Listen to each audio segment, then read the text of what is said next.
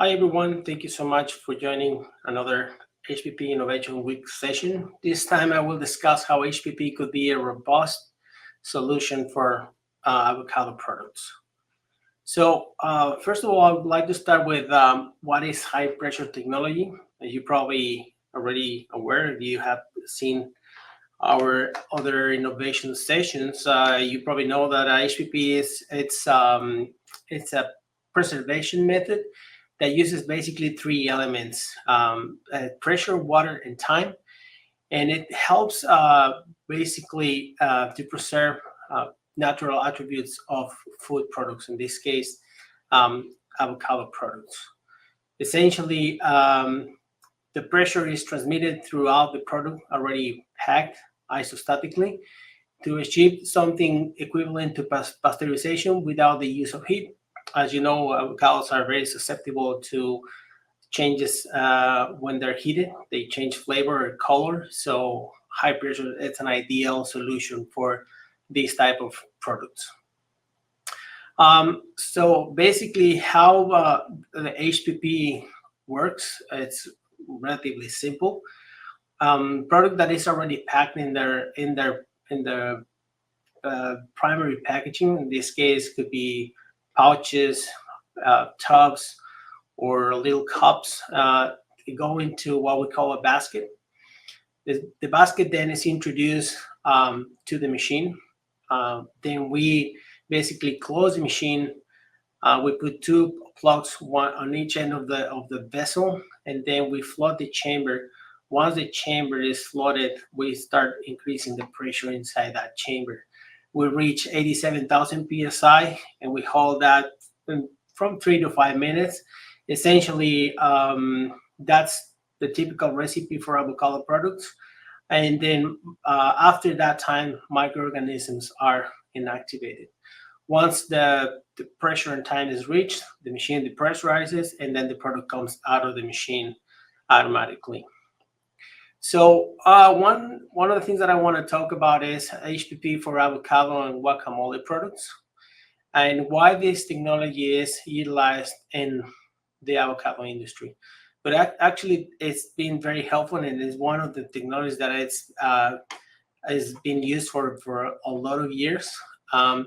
Basically, what it does is it helps to create safe products by eliminating E. coli, Listeria, and Salmonella, which are the three most prominent bacteria present in avo products. E. coli is usually introduced by humans through the handling of the product, but also through farming operations. Listeria and Salmonella are also are present in soil. Therefore, usually they carry over when the product is processed.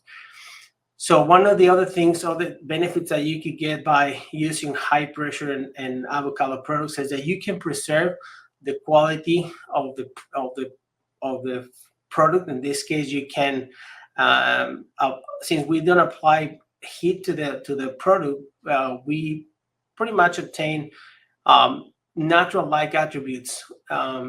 And this is something that helps a lot in this case in avocado, because as I mentioned, avocado is really susceptible to changes. So therefore, if you heat avocado, you will likely have changes in flavor and colors and textures. Also, you can create clean label products. Essentially, your consumers or your customers are likely to get real like products with natural ingredients, no numbers, no gums, or no additives and preservatives. With this, with high pressure, you're able to achieve that. Also, will help your brand being away from recalls, since bacteria is completely eliminated, and this helps companies, as I mentioned, preventing costly recalls. And also, one of the things that this technology can help is bringing new products to market. As you know, avocados are not an easy fruit, and I will explain that later. But since avocados are presented ready to eat, entering new markets, it's easier. You don't have to spend a lot of money in consumer education because the product is it's pretty much ready to eat, and it's much easier entering new markets. I would like to also show you some commercial examples of avocado products. Avocado, as the fruit is very versatile, you can use it as a binding agent. You can use it as a fat to create to emulsify it and create texturized products. The most common examples you'll find in the market are basically guacamole.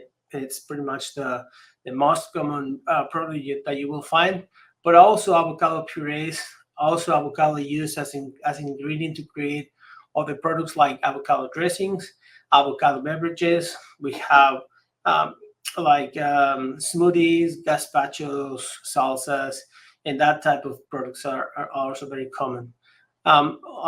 Also, new product that is in trend. It's been developed for many years, but now it's back in trend. Is the avocado halves. You can easily with high pressure create avocado halves and ready to eat. You don't have to wait for avocado to be ready. It's ready there. You don't have to peel it. It's already peeled. And it's basically ready to eat. And also the products like avocado salsas or other dips. Also, one thing that I'd like to point out is that HPP has been proven to be um, helpful in destroying bacteria, as I mentioned previously. And the FDA released a thorough report on microbiological surveillance sampling that they did from 2017 to 2019. The main objective of this, basically, this study was to determine prevalence of Salmonella and Listeria monocytogenes on processed avocados. Also, the exercise was able to determine if there were common factors associated with positive findings. For example, if products were coming from other parts of the world positive, or if it was a local problem. So this study was very helpful in determining that. And also, as part of the FDA task force, is to take regulatory action in response to violations. As you know, Listeria and Salmonella are considered an adulterant, so companies presenting these pathogens are obviously not complying with FDA regulations. This is essentially a very thorough report, and we'll be able to share the link to this report in this presentation. I'm jumping now basically to the HPP avocado market and what are the main drivers for the demand of this fruit. One of the main drivers for the demand of avocado is the health consciousness, and also the ready to eat attribute that products like this will bring to the market. And also, restaurant brands are also jumping into the health consciousness trend. So they are also bringing products like avocado to the food service, and this is also fueling the demand for product. As you can imagine, North America dominates the market with majority of exports coming here, and that's essentially what is driving the avocado market. There are other markets that are growing as well, like Asia, Southeast Asia. So also bringing a lot of avocado. They're already consuming avocado in different forms, not so much savory, but in drinks or in desserts. So, but there are also consumers of avocado, not as much as North America, but they do have it in their diets.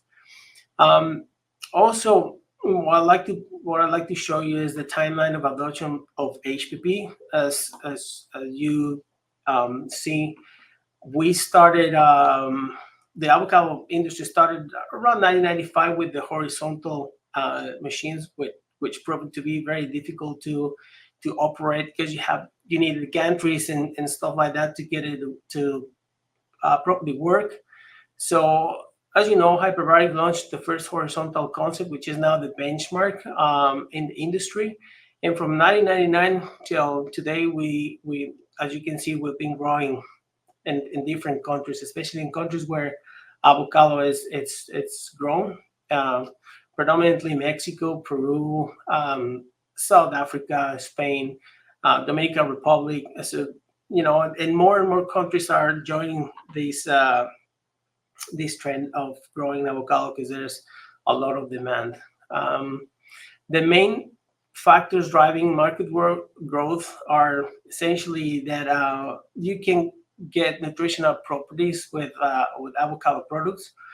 Uh, Avocado is considered a superfruit, and there's no difference processed avocado than a natural avocado. Both will have the same nutritional value. You can get fiber, essential fats, vitamins, minerals, amino acids in the avocado, and that's what's driving the market growth. Health consciousness, consumers trying to eat healthier. That's one of the main drivers that are fueling the demand for avocados. Also, that we can create um, different product types. So as I mentioned, the avocado is very versatile. So you can create guacamoles, avocado purees, has salsas, you name it. Um, Avocados, as you know, are not easy to understand. It's a fruit that you have to ripe. You have to consume it within certain time. If it way too long, it's gone. And if you're desperate and you open it too early, it's too hard. So by presenting a product that is already ready to eat, makes it much easier to enter markets where avocados are not known, or simply they're looking for a quick solution to eat avocados.